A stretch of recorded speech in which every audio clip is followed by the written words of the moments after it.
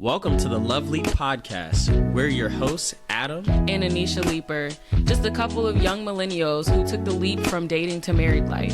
We're here to share the journey with you. Expect candid conversations with us and our guests, covering everything from the first dates to the early years of marriage. So take the leap with us on the Lovely Podcast. Hello, everybody. Welcome to episode 1 of season 2 of the Lovely Podcast. We're joined here by a very special guest, and I will just go right into her bio, Mrs. Jennifer Williams. She's a licensed psychotherapist, certified perinatal mental health specialist, a trauma treatment specialist, a writer, a relationship coach, and a parenting coach.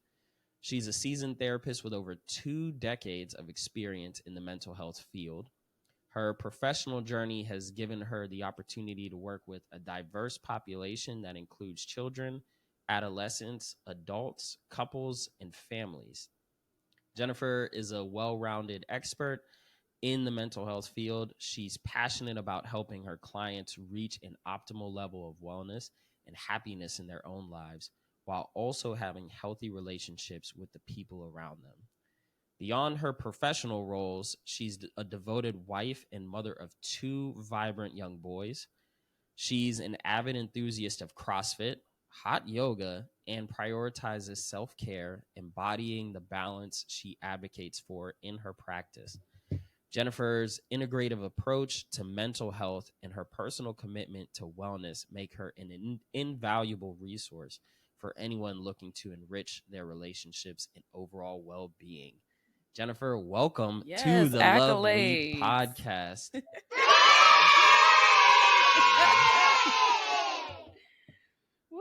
Hello. Thank you. Thanks for having me here. No problem. Absolutely. This is a treat for both of us.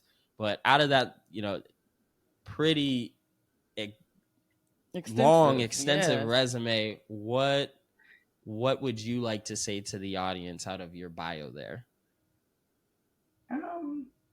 Just definitely, just the experience working with a wide variety of clients has been very enriching for me, and it definitely helps when working with couples and families and just seeing all sorts of issues that might come up. So a lot of times in my own work, nothing surprises me. So nothing is surprising. It's like I feel like I've seen it, I've heard it. There's very little things that are shocking. So I always make my clients feel really comfortable because they understand that it's non-judgmental. They really feel my approach is warm. And so it's a great fit for me personally. And I just really like what I do. I love it. Absolutely. Yeah, no, that's awesome. So part of our podcast for our viewers and listeners is we want to give a professional expertise approach to relationships and bring on experts. So we're going to start off season 2 with hitting you all with expert interviews, just so you get a different perspective, not just of our perspective on what we've been able to do, and how we've been able to grow in our relationship with expert help, but hearing it from, quote unquote, the horse's mouth themselves and what they see out there and tips and tricks that can help along the way. It was extremely valuable to us to get premarital counseling when we got it before we even got engaged. Yeah, before we got engaged, we were in premarital counseling because we felt it was such a necessity. So you guys are all in for a treat. Yeah. With the topics and the questions that we have today. And we also I think we've said it before, it doesn't mean that you're at the brink of a breakup, you're at the brink of a divorce, nothing. You can go just because you want to learn better communication styles with your significant other. And that's the exact reason why we went. Yep. And we'll have our therapist on later. But she just thought, she was shocked to know that we were coming and we weren't at the end of a breakup. We were trying to fight for a breakup or whatever. And we were just arguing about why was the dishes in there the wrong way. She used to laugh at She used to us, laugh at Jennifer. us. She'd be like, "Is this what you guys are? This is what you're arguing about?" Yes. Okay. We'll put it in the jar. You can't talk about it anymore. Okay. So just so you guys know, and don't be scared of therapy. We are very big advocates of therapy. We've both done it together and separate, and we think that it's a great thing. It's a beautiful thing for growth for yourself, to later on see yourself and then look back and you see where you started from and where you're at now. Mhm. So Absolutely. So you want to jump into?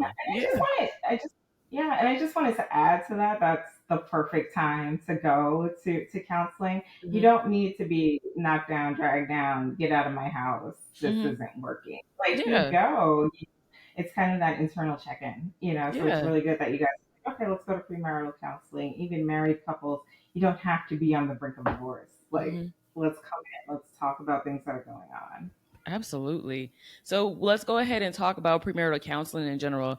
So can you explain what premarital counseling typically involves and why you believe it's crucial for couples considering marriage? Okay. Yeah. So there's such a variety of premarital counseling. So one person's experience may not be identical to other couples because it's really based on kind of what the two of you individually want to work on. So I know when I do premarital counseling, we always address communication. It addresses those things that we may not talk about, you know, beforehand. So we talk about how we communicate, our love languages. We'll talk about finances, parenting styles, like family relationships. So it's all those things that prepare you to kind of to really combine your life with somebody else. You know, marriage, you don't do marriage until you're in it. So let's say, okay, those things that we may not have thought about talking about, we'll go to premarital counseling and they'll probably, most likely, will come up and then we can talk about it in that environment. Yeah. What are the, you were talking about some topics or areas that you touch on, but what are some of the common issues that you see addressed or that come up in sessions that you've been doing for the past 2 decades? Mainly, first, communication styles. Just how do we talk to each other and how does my partner receive what I'm saying and what I'm talking about? So just that will always come up. Like, do they understand? Are they listening? Are they listening to respond? Are they listening to understand what I'm saying? So that across the board, just all couples, we always talk about communication. And then the second thing we'll talk about is finances, like financial management and kind of how are we, what's our spending styles and how they impact the relationship. So really just having an open, trustful, honest conversation about that. And then we'll talk about just marriage. What does that mean? So definitely, what does it mean to be a husband? What does it mean to be a wife? What are my expectations and goals? We want to make sure we really address that to make sure both of you are aligned and your values are aligned in counseling. So when we say, okay, we go through premarital counseling, why is it recommended? To make sure that your values are aligned, to make sure, do I know this person I'm marrying? This is the person you're sleeping with every night. Do you have trust in them? You know, and then what are your triggers? Because we all have a history. It's not like, hey, I just met you, now we're married. We have a history of things that trigger us. So really being internally aware of those things and how they might come up in the counseling session. And then is that a cue for you individually to say, oh wait, maybe I need individual counseling now because this triggered me. That's real. Very real. That's a real thing. So how does premarital counseling prepare couples for, challenges when it comes to being married? It really prepares you for knowing what to expect. So when we talk about premarital counseling, when we talk about goals, I like to talk with my couples about what are your goals for the first year of marriage? What are you expecting this is going to be like? Because many of us, we have the wedding and then what comes next. Right. So it's the wedding. Great. We spent all this time planning. So a lot of couples will spend that premarital time planning for the wedding, but not planning for after the wedding. So it gives you that foundation of what I'm going to expect when the party's done, when the guests leave, when we open all the gifts. Now is when we're married. And what is this like for us? Right. So did I know these bad habits? Whether you live with the person or not, it's like, did I know his family history? Did I know that she had this sort of trauma growing up as a child? Do I feel safe with my partner that I'm talking with? Because a lot of times in communication, what we don't say is because we don't feel safe saying it. Yeah. Do are we able to really express that to each other? So that's the foundation. That's the foundation that I like to make sure my clients are getting when they come to premarital counseling. That foundation to be able to communicate, to be able to express your levels of safety, and to be able to work on, okay, I'm going to trust myself and I'm trusting my partner that we're both in this together for the reasons I'm expecting them to be. Yeah, that's so good. Because just the part that you were saying about people just plan up to the wedding day, and it's like that's marriage to them. Yeah. It's we were, and this is, I'm gonna go out of the questions because this like came to my head, but we were living together been living together for 7 years, only married for what, 7 years, going on 3 years of marriage. Years, yeah, 6-ish years. So like all that stuff of that you're seeing, like about the families and the different patterns and the triggers, like all that just boils up, and we saw that firsthand beforehand, and we didn't ever really think that, oh, the wedding day is it, like, because we were really like our arms were a little twisted to go into the wedding day. I'm throwing shots at my mother-in-law. I love her though, because we were gonna just go to the courthouse and just elope and call it a day. Because that's it. The day itself wasn't that important as what we were building for after, right. And what we were building in between that, like even before that to after that, like we were looking farsighted on like 20 years from now, 30 years from now, 40 years from now, like how is our relationship gonna look versus, oh, we're planning the wedding out and the day is a year and a half away. Like that's the only goal that we have. Well, see, and something else that you said that was very interesting to me is you can be with somebody for however many years and not know them. And, you know, there's like that missing piece of communication, and that kind of tailors back, and we've had this conversation before, that, you know, you see what you kind of like want to be growing up from just parents. You see it from just the village that you have. And if you don't see like your parents kind of communicating and things like that, you don't have those, you're not growing up knowing those things. And so then when you get into relationships and stuff, then the person that you're with is probably has it, and then you're lacking it, but then you find out later on and it's like, wait a minute, I thought I was communicating correctly this whole time. It's so crazy to me how just like in general, your upbringing really does hinder a lot of the things that you're finding out later on in your adult years. And I'm curious, or sorry, go ahead. I was going to say to that, Anisha, it's modeling. It's modeling. We only know what we know, right? So if we saw our parents interact like this, or we saw certain things, you think it's normal because it's what you know. Well, what if your partner didn't grow up like that? So to them, that's not normal. So then how do we communicate that to each other? Right.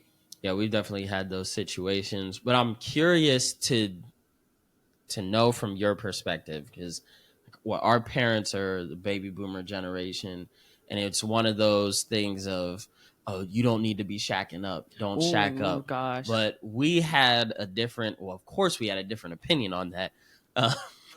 We had a different opinion on like my parents, in which I didn't think that was going to happen. Your parents had the same opinion that we did. So I'll break it down to you so you're like with us in this conversation.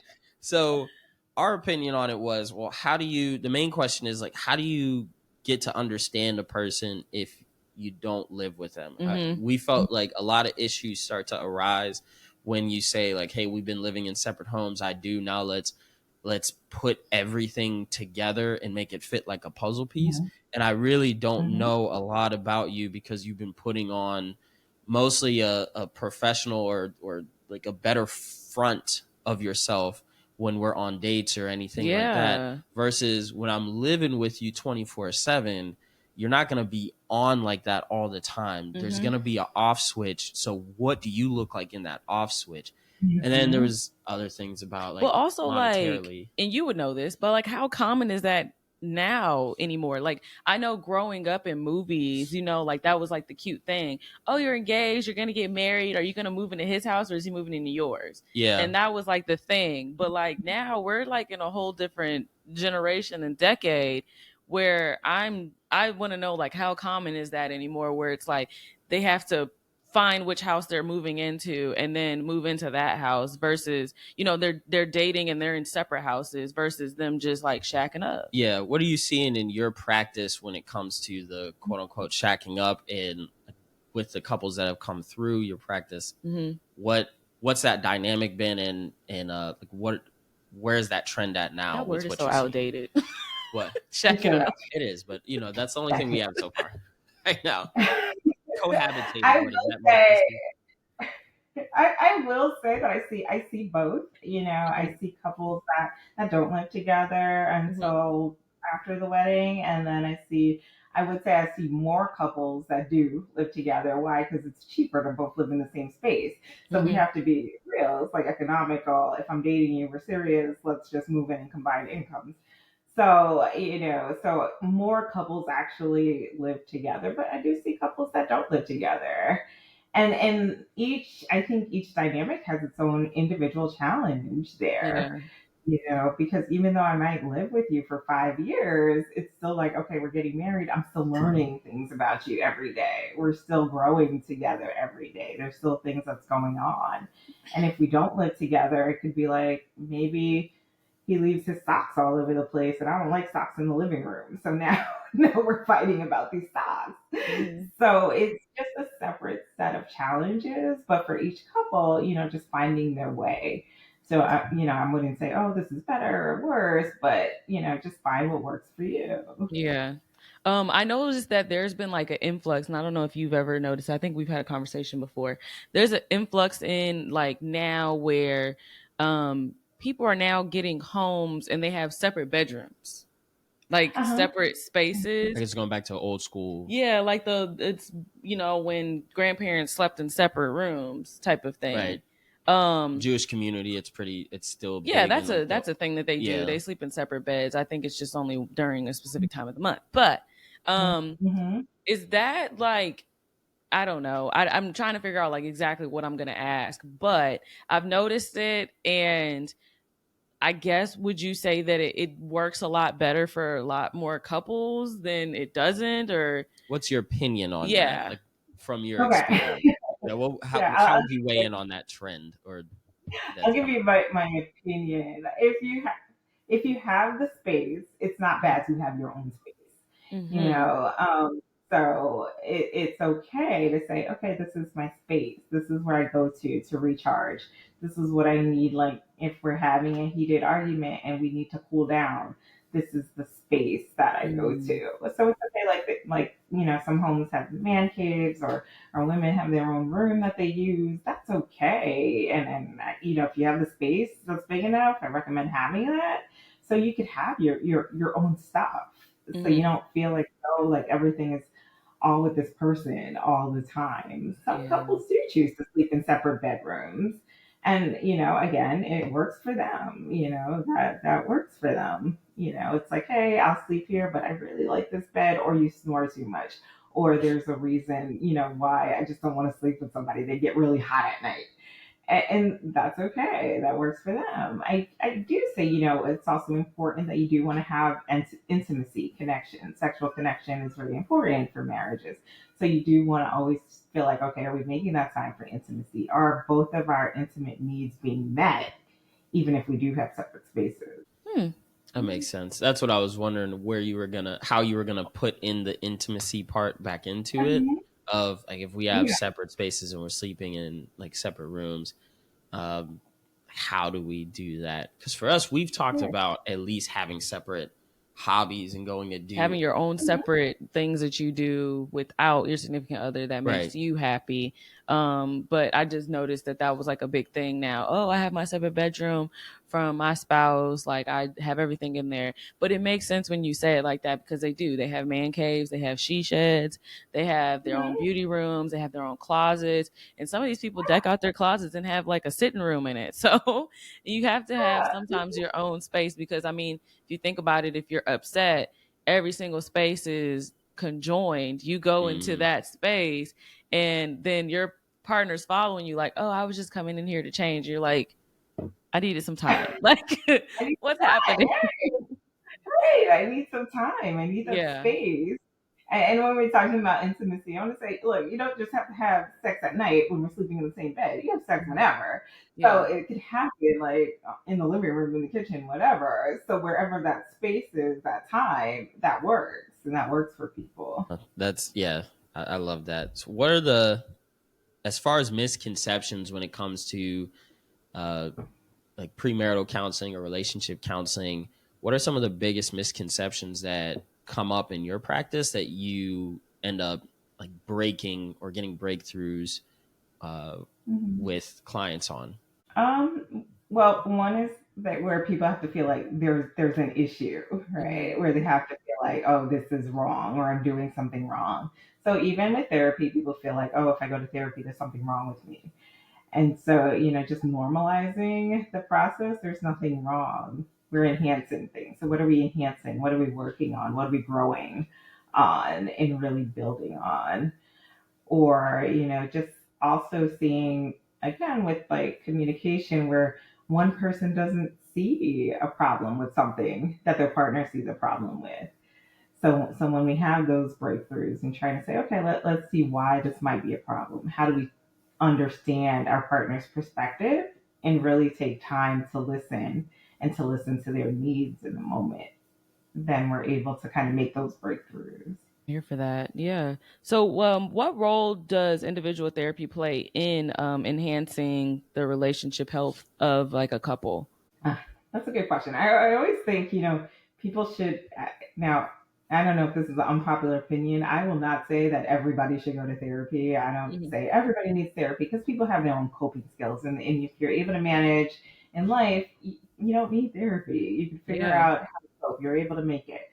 But remember, when you're getting married, it's like, okay, maybe you should go to individual therapy because what comes up, those triggers that you don't think about, those things where it's like, oh, I wrapped this away in a box when it's happened to me. But all of a sudden, your partner starts to trigger that, and that Yep. box starts to open. And they have no idea why that's opening because you never found a way to communicate that. And so, individual therapy really just helps you look at your internal self. So as I go into this marriage, what's my own feelings about marriage? How do I feel? How does this affect me? Those parts of me that come up as I think about sharing my life with another person. Is it my whole life? And it is. It's Mm-hmm. everything about you. How comfortable do you feel letting that person in? Yeah, and you started bringing up unpopular opinions. What are some other unpopular opinions? Yeah, let's get to the real meter. So What are your unpopular opinions when it comes to relationships and marriage? I would definitely say, and I don't know where it came from, where people say don't go to bed angry. That's always Ooh. like when they say don't go to bed angry. I don't know if that's like an old school mentality. I go to bed angry sometimes, but it doesn't mean that Ooh. I stay there. Mm-hmm. And so it's like sometimes we need a break. Like okay, and one of the things you want to do when you find yourself, you don't want to have those heated arguments at night. I'm going to stay up all night and we're going to talk about this. That doesn't, Yeah. right? Because you're tired, I'm tired, and we might need to like table this until the morning. And Mm-hmm. that's okay. We can table it, we can take our space, we can come back, we can cool down. I could process what I want to say. And that stops us from blaming our partner. That stops us from holding contempt from our partner. So sometimes Hmm. you just need to say, you know what, let's go to sleep. And when, we'll bring this back and make sure we bring it back, make sure we're able to talk about it. But right now, we just need to stop and kind of just go Wow. to Remember, we used to say that a lot when we first started dating.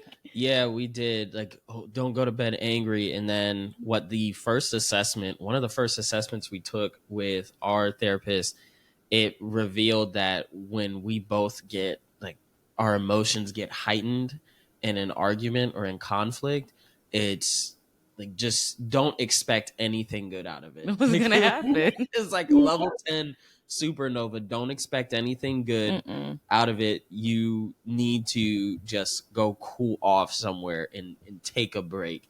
And that was one of the things I remember. Now that you said that, like that she at least loosely mentioned of like, no, just go take a break. Just take a break. Just go chill. chill out. Put a pin in it. Just go chill out.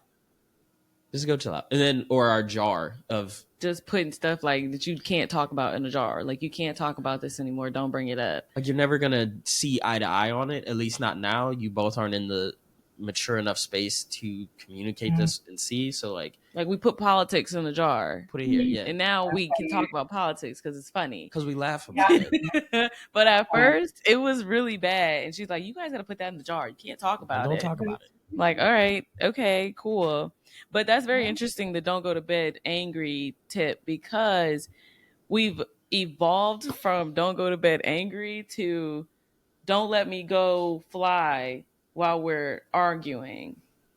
Yeah, so my wife's a flight attendant. So sometimes the pattern goes that we'll have an argument and she has to go like maybe within hours or the next day to go on a trip.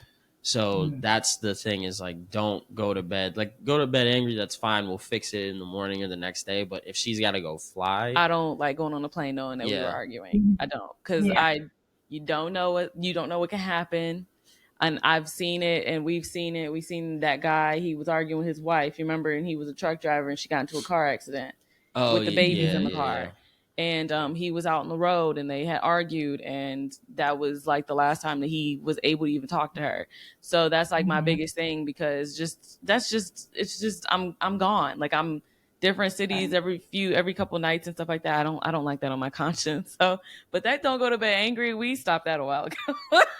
What other unpopular opinions, and then what else you wanted to weigh in on that do you have? I don't know. Give me an example of some opinions that people think about. What are some opinions that we have? Oh, happy wife, happy life. Oh yeah, can't stand that. Oh, that's true though. It's true. Me personally, can't stand that one. I think both of you have to be happy. So I think, what people forget is that marriage is a team sport. And so we're in this together. So, I don't want to see my husband unhappy, especially like if we're going to a place and I know he doesn't want to be there. I don't want to be there if he's like not happy. So it might be someplace that I really want to go to. So let's compromise. Let's talk about it, right? It's not all one-sided. What do we need to do? Do we have to set up a time where we can leave, or do something to really make that situation work for both of us? So it's not just like, okay, you have to be happy, you have to do this. It's not one person doing the chores all the time. I will tell you, marriage is not 50-50, where people always feel like, oh, it's 50-50. No. And I was from experiences that I've seen that doesn't work, because it cannot always be 50-50, because some days you may not have anything to give. Like, just say, I have nothing. And the other person being able to say, you know what, that's okay, without resentment, to understand like, okay, I'll take it today, because they know that time will come where they don't have anything. So you trust that your spouse supports you through things. It's not like, oh, we have to be even, or it's your turn. So don't take turns like counting. You did this, I did this. Yeah. That's not going to work in the long run. And that's going to build up resentment. Yeah, I know that's an analogy that I use a lot, and I'll even say it during like when our arguments are kind of winding down and we're coming to the tail end and solving it, is, hey, we're on the same team. And if it's like a basketball game or a basketball team, like maybe I need to take the ball and actually advance it and run the play, and that's what I can do right now is take over the game at this point. But there's still something on your support side that you can do. You can screen, you can do all this other stuff without having to be the one front and center to score. But when we're both on fire, when we're both doing the like give and go, you're scoring, I'm scoring, like it's good. But especially when issues come, we're like, I tell it all the time, I need my teammate. Like this, it's us versus whatever the issue is out there. I need my teammate to like, let's go to the huddle and figure out this play and let's run it. But we can't sit here and keep yelling at each other. Like you're on the wing yelling at me that you see an opening here and I got the ball, I'm getting double teamed or whatever the case is. And I'm like, I need your help. What are you doing? Like, come on. Like, versus like us getting in and you're pointing the finger. Like, no, we're not going to win that way. Right. Let's get back on one page and communicate and get through this and work as a team because we can't be stopped. Yeah. If that's the case. Yeah. Right. And when one of you wins, you both win. Right. Absolutely. So we both win together. So it's not about saying, oh, he got this. And it's like, oh no, oh great. It's like we both got this. Now, really happy wife, happy life after that. Oh my God, no. Happy spouse, happy house. That's the one that I'm putting on a shirt. You go ahead. That's you. So can early counseling prevent certain types of marital issues from arising later on? It depends.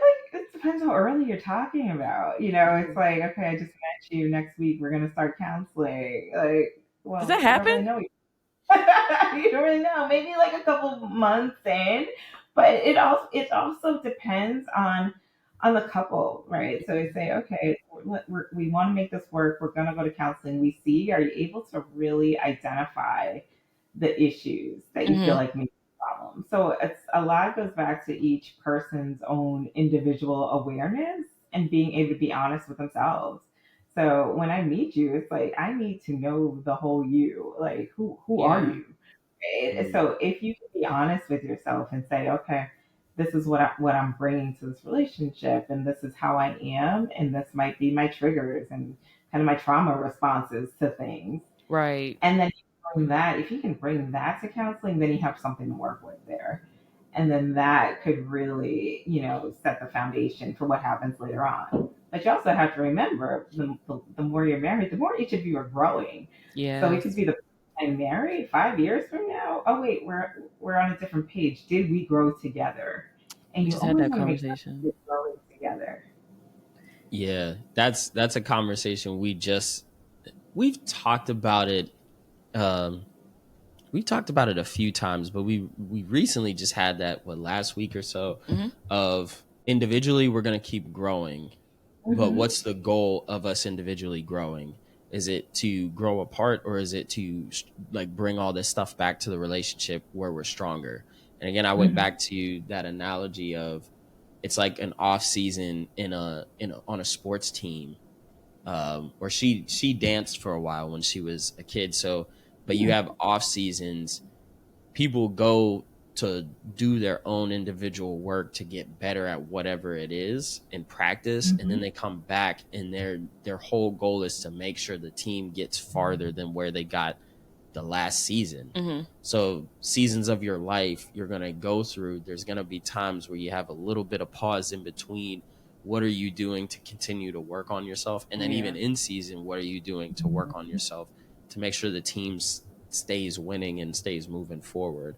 What was it? Oh, I just had a question and it just left my head. I wish I could pick it up for you. It was something that that's what it was.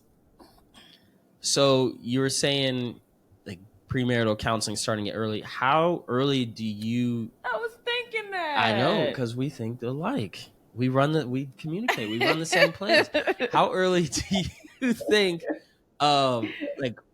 Would you advocate for couples to start that premarital counseling journey? Different, but we're close. Or relationship counseling, if you want to go even more broad? How early would you advocate for that to happen? Maybe more generally. Yeah, like you guys started going before you were engaged, right?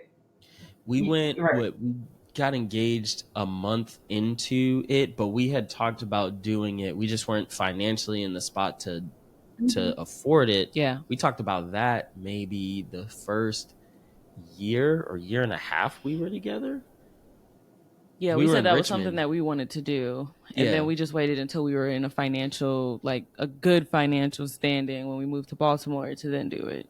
So that was probably maybe 2.5-ish years in at that point then maybe. Yeah. Yeah, that we actually did it. But from when we started talking about it, It was early.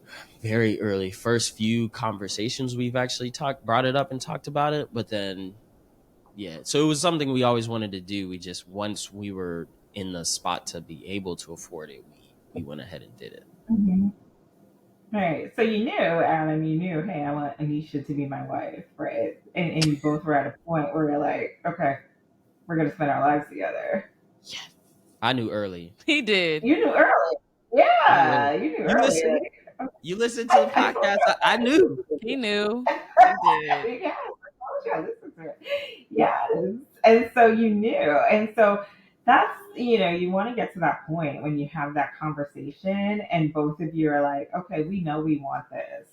So we may not have a ring yet, but we know, okay, marriage is there. This is my person. And if you both are on that same page, then you could say, hey, let's go to premarital counseling. But you want to make sure that you're both having the same conversation. So it's not Adam having this conversation about marriage and Anisha is like, oh, wait, how soon are we doing this? Like, you want to do this next year or like 5 years from now? So you also want to know a timeline. Okay, we collectively want to be married in the next year, the next 18 months, right? To say, I wouldn't recommend it if you're like, oh, we'll get married 5 years from now because so much is going to change. So once you're having those conversations with your partner to say, okay, we know we want this, we want to be married in the next year or 2 years, let's go to premarital counseling. As you should. Yeah. I was to say, do you know if your parents went to premarital counseling? Because I think my parents just did like the biblical. They did. So my godparents did my parents' premarital counseling, but it was intensive. Like they did it kind of like counseling. Yeah, because we tried to get them, and they it wasn't going to work out during like the tail end of the pandemic and everything else. But they did, I think, like 8 weeks when they do premarital counseling with people. It's like an 8-week deep dive. Like they really open it up and they mix both elements of religion and faith, and then also like the practical elements of getting married and being in relationship. But we couldn't make it work with them. But I think my parents only did that. They didn't go to somebody who was like licensed. Actual licensed Yeah, I don't therapist, think my godparents, either of them are licensed technically within the therapy world, like mental health therapy space. So that was what they did. But yeah, I think it was just like not thought of back then. They just thought, oh, okay, well the officiant, is just gonna do it. So I think it's kind of how our parents growing up and stuff like that just kind of dealt with things. So what would you speak to that on people? Like we grew up in Christian households. Other people that might be listening to this might have like some other version of religious, like premarital kind of counseling that they do with somebody who's going to marry them. What's your thought or opinion on that versus what you do in the more professional, like licensed space? I think for each couple, they have to know what they're comfortable with. I know, a lot of people want to go to their pastor or members of their church might do marriage counseling, or they have the marriage ministry that they go to, and that's okay. If they're comfortable with that, they feel like that's what their marriage needs. That's what they need from their partner. I've also met people who do both, who will, meet with their pastor, but then they'll also come see me because they want the more therapeutic framework of counseling and kind of working more on kind of where we can talk about some of those internal things where I might, recommend to one partner, like, okay, maybe you should try individual therapy because there's a lot here that we're not going to be able to cover in premarital counseling, but you want to work on individually so you can be a better spouse. And so just being able to see that, identify those triggers and know, okay, these are things that are coming from a therapeutic framework that you want to work on in your relationship. And these are things that you can continue to do together after you're married, working on that in your relationship. Mm-hmm. So I do have people who do premarital counseling, but then will also see me for marriage counseling after, and then we'll work on the specific marriage issues then. The realm of everything. It's whatever you're comfortable with, which is good. Yeah, I mean that's kind of what we did. We did both. We did both only because the what we wanted to avoid was such a purely based like religious premarital counseling to where, and it's kind of controversial to say, I guess, but it doesn't give the, like you said, the frameworks of or the, what I would say is like the practical or real kind of perspective. Like, okay, this is, I see what the Bible says about this, about this, about this, but I'm having a argument about one specific thing with my significant other. I forgot to wash the dishes. How am I supposed to fix this? Right. Like, and I got triggered with something. Like, tell me how to like, what is the step-by-step guide I can use that can help us out in this situation or these groupings of situations that we tend to see ourselves in patterns. Like, help me with that. So that was what we talked about going into it. yes. Like, we want both sides of it, so that we're not just like so that we're not missing anything. We're not skipping a beat or anything on it. Right, which is great because that way you're satisfying your whole self. You know, you don't feel like we're doing something out here, and we can give ourselves, what's important to us. Okay, God is important to us in our marriage. We want to keep God first, so we get that part, and then we get the piece where we could speak to a licensed therapist about other things that might be happening that might dive a little bit deeper into understanding. Okay, what kind of methods should we use when this happens? Nice. So the big question that everybody always talks about, the C word. How important is communication in a relationship? And then what tips do you have for couples to improve their communication? Yes, communication. That's at the top of the list all the time. How are you communicating with your spouse? Because when do arguments happen? Because we don't communicate and we might misunderstand, And so John and Julie Gottman talk about the four horsemen of the apocalypse, and they talk about communication. When it breaks down, it's usually one of the four things, one of the four horsemen, which is criticism, contempt, defensiveness, and blaming. So, are we doing those things? When do they show up? So, I like to teach couples how to talk with, use the feeling that's there. There's always a feeling behind it when something happens. I'm angry at you because you didn't wash the dishes, you left a mess here. Well, say, hey, I'm hurt, I'm disappointed, I'm sad that you weren't able to think about my needs in this moment. And when you could use that feeling, when you cannot blame and say, you always do this, you always never think about me, and I hate when you do it, and I don't like that you leave plates everywhere. When it doesn't come from that standpoint, it's like, okay, your partner can hear the feeling behind it. We can talk about it. And then once we're able to talk about it, we let our guard down so you don't get defensive about it.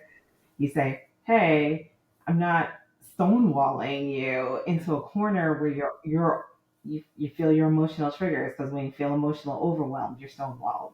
So you might feel this is too hot. So when you guys have those arguments, you're like, it's too hot, it's too hot. Let's take a break, let's slow down. But if I know what I'm feeling, if we could communicate, hey, I need a break because my system is overwhelmed right now and I need to slow down, your partner can understand that, as opposed to, you know what, I hate you, I'm slamming the door, get away from me. Yeah. We always want to make sure we're able to communicate the needs together and communicate what we want to say.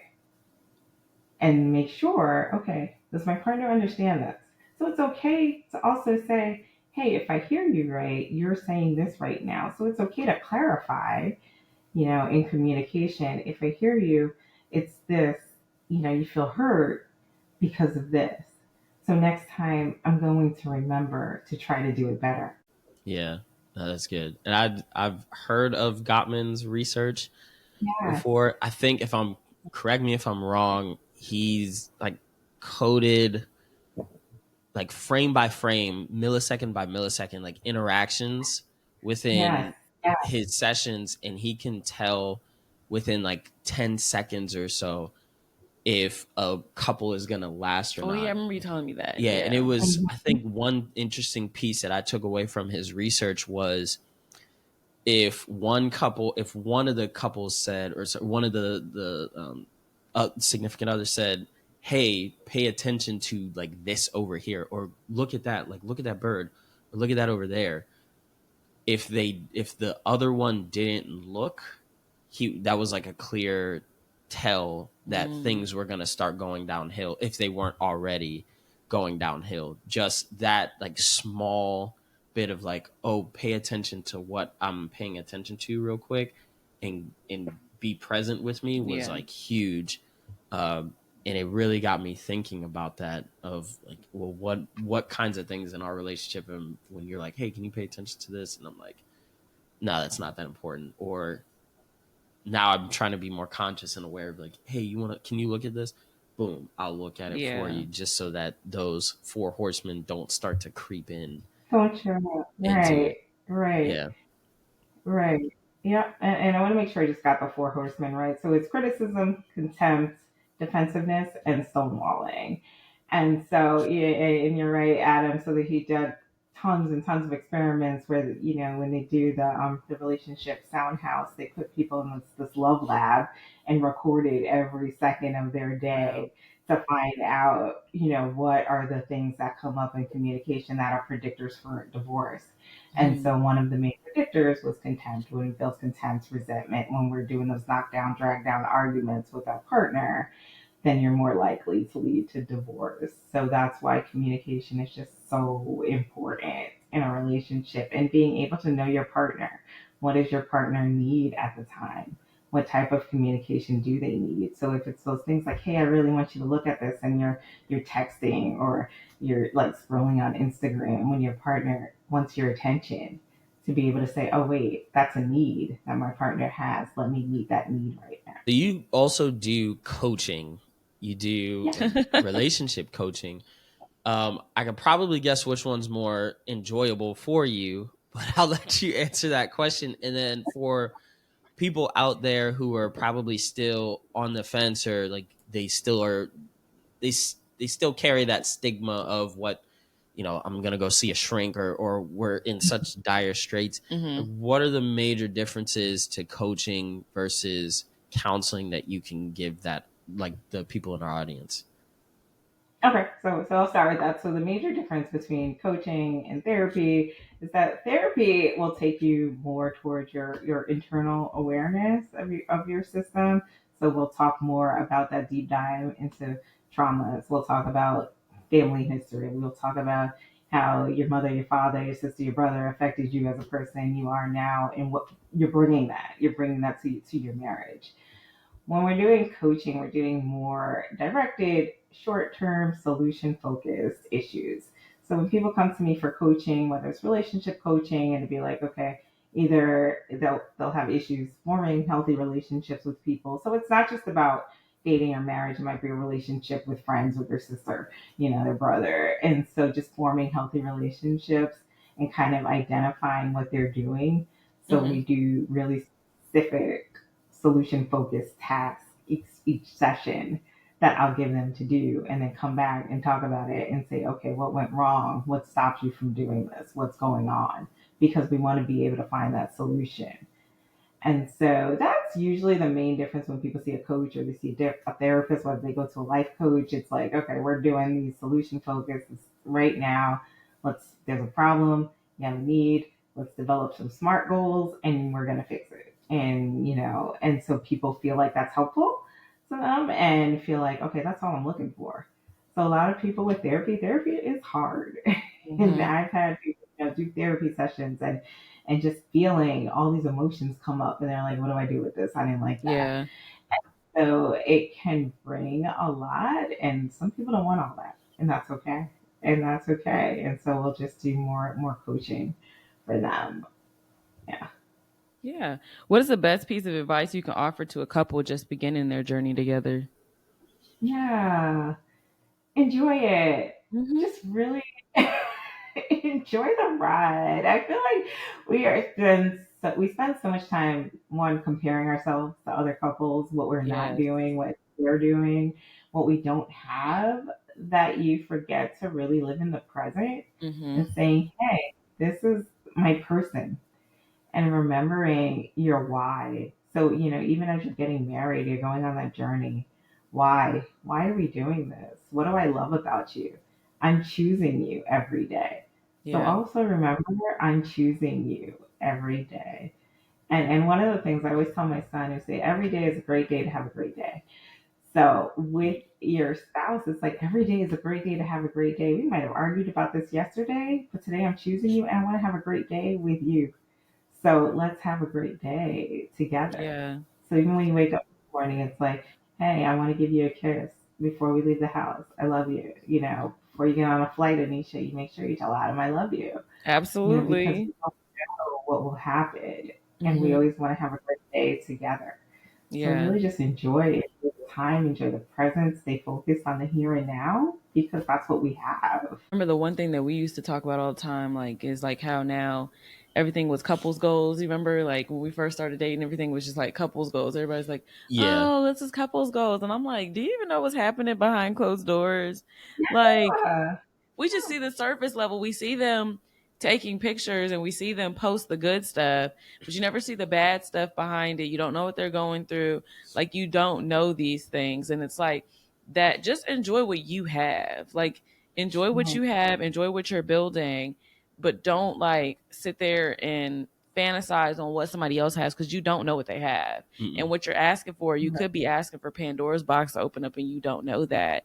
And so that's just that enjoying the moment, just that really kind of just, I like that because it's like a lot of people don't enjoy it. Then they sit there and they're on social media and they're just looking at everything that everybody else has and what they're getting and stuff like that, and that just brings problems into the relationship, like, I think real early, really early. Right.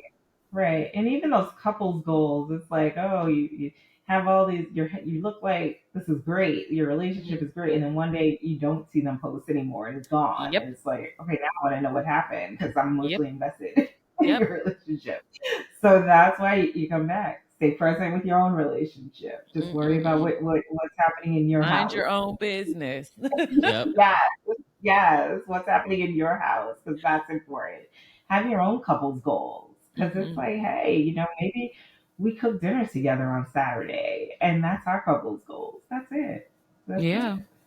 As the philosopher Jermaine Cole once Oh said, my "There's no goodness. such thing as a Life life that's that's better better than than yours." yours. Because our couple's goal is getting that PS5 from Dave and Buster's. That's our couples goal right now. That is literally our couples goal right now, is to get that PS5 from Dave and Buster's. And we have not been in Dave and Buster's in maybe like a month, Yo, we're but slacking yes, on that's our that. goal right now. That's it. That's That's all. it. That's all. That's certain. So there's just so much more that I know we could talk to you about because you also do parenting, parental coaching, and Yeah. and therapy and stuff. So we'll definitely have to have you back on because we have some people that are in that stage of life. We'll Yeah, get there yeah, someday soon, Yeah. but yeah, we yeah, would love to have you on and what you talked about before we started Yeah, recording. you guys didn't hear, but her husband used to do, what was it again? He's a He was a divorce divorce attorney. attorney. Yeah. Yeah, we'll have to have yeah, him on because That's a yeah, very different dynamic there. on the end of yes, that, yeah, and hear what he has to yeah, say. So yeah. He'll be excited to talk to you guys. He wants to tell you all the good stuff. I want to hear it. I want to hear the real, the raw, the. It's because what I came across on Instagram, it was this divorce attorney, and they were asking him some questions. He was on a podcast and he was talking about just the little things, kind of like the Gottman research, just the little things about, he asked one of his clients, he was like, hey, so, the stuff was, everything was done. Like, when did you know that it was over? Like, when did you know that the relationship was over? And she was talking about, there was a certain granola that she would keep in her cabinet. Oh yeah. And her husband would just keep refilling it without her asking. And it was just like that little thing. And then one day it wasn't refilled. And then he went, like the other day he went and refilled it. And then after a while, it just never got refilled. And she knew at that moment, this is it. We're done. It's so sad. Yeah, but just the purity of, you're so close with what he was talking about. You're so close with your clients. You get to know, because you get to know everything, because it could get real ugly, but you have to, and you get to know everything. So you're really able to dissect and diagnose what went wrong and reverse engineer it like easily. So I think not defense attorneys, but divorce lawyers are probably some of the best people to talk to about what not to do in a relationship. Gossip. Right. Yeah. Tell us the tea. Yes. And even people go to marriage therapy, even, when they know they're going to get divorced. So there's also conscious uncoupling. So when people, we want to get divorced, we don't want to hate each other. So people will go to therapy to figure out, okay, look, what do we need? What does that look like for us? Yeah. That's probably just so hard to just see it. Like, the writing's there on the wall, and then you just have to face it, just face the music. And then you just sit there and you're just like, it's something that's dying. Like it's literally another like era of your life that you watered this flower, and this flower was growing, and then the flower started dying, and you have to literally throw it out. And it's like, that's kind of sad when you think about it. Like, it's really sad. Or it could be happy. Or it could for be some like, people, hey, you know what? It could be like, this is done. And when people are able to realize, hey, this phase of my life is done, and that's okay. I'm ready for what's next. So it's another transition that happens. Because sometimes, even marriage counseling, when people come, it doesn't mean that your marriage is going to last. Yeah. And so it means that, hey, maybe we do want to get divorced at the end of it. We realize this just isn't working. But now, since we were able to go through the process of marriage counseling, we understand how to do this together. Smoother transition in a way. I mean, it's like, it's not the good poetry, but it is a like kind of a poetic type of ending to it if you look at it like that, like a Shakespearean type of ending to it. I just want to know if he's ever like just had repeat offenders, like repeat customers, and like, is he's told them, like, he gives them counseling, like, please just don't do this anymore. Stop getting give up on it. Just give up on it. I'm sorry. Anisha, that puts money into in their pockets. Yeah.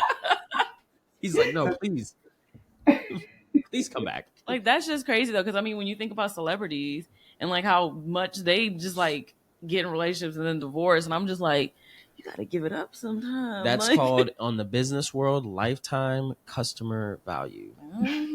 So you have a customer you have a client, like a lifetime value on retainer. On retainer, because you keep giving them more value because they keep coming back to you. So, last two questions, because I'm always curious when I meet therapists to ask this question. First off, what do you do because therapy can be very emotional in taking, like, you're having to receive all of those emotions and being a container. How do you reset or offload from all of that emotional weight that you take on? And then the second question, which is completely different from this, what is next for you when talking about your practice and your coaching and your business? What's next for you? What do you have in store? Okay. So first, how do I take it off? So you mentioned I do CrossFit, hot yoga, me endurance sports. So it was always lifting heavy weights, doing a HIIT class on my Peloton, anything to get me moving. It's like, okay, I'm releasing this. So that's my way of kind of saying, I don't want this anymore. Also, kind of waking up and making sure, before I go into the day, that I have space and time for me and really paying attention to my own life. So when I cut my computer off, I work virtually. So when I cut my computer off, it's done. And then I just pay attention to my kids, my husband. My life is very full. I have a lot to do all the time. So there's no space to kind of carry other people's trauma with me. Yeah. Mm. And then what's next for you in terms of business, like your career, life, business? Like what's next for you? Yeah, so to really continue to grow my own practice, you mentioned I also do perinatal mental health, so working with maternal health with women and giving birth. So I'd like to move over to that, and I work with couples who are facing fertility issues. So being able to do a little bit more work with birth traumas, helping couples with issues with infertility, understanding kind of the process, just that the struggle that comes with that when you want a family, when you want it so bad, but it's just not happening the way you see it, the way you always envision. So, just being able to continue to work with couples and grow with that, and then continue to do more parent coaching also, and working with parents on emotional regulation skills as they raise their own children. Did you watch The Parent Test? Oh, why didn't we get into I watched a couple of episodes of that. I didn't watch every episode. I watched a little bit of it. We'll have to save that conversation. Yeah, because we watched it. Yeah, bring you. Next time we'll talk about that. Yeah, we'll bring you back on to do an episode for the parents that we have in our audience and talk to you about that. That was very interesting. Very interesting. We have a lot of thoughts, so we wanna talk through them with you. I know we will post your links, but where can people mostly find you? Yeah, so I'm on Instagram. I have an Instagram for everything family and marriage. It's called generational underscore family underscore joy. And it's on TikTok as generational family joy. And then my website is pascolife.com. And then my other Instagram for everything therapy and mental health is Pasco Life. Pasco Life. Awesome. Well, or you can email me, or feel free to email me at jwilliams@pascolife.com. So if anybody has any questions, feel free to email me. Awesome. We'll have all your links and your email down in the description, in the show notes for everybody to get connected and contact with you. We'll certainly be following you as well. But thank you. We'll be signing off for now of this episode, starting season 2 off strong. Amen. We'll be hitting you with some heavy expert interviews with a lot of good value. So keep locked into the Lovely Podcast, and we'll see you all next week. Thank you for having me. Okay.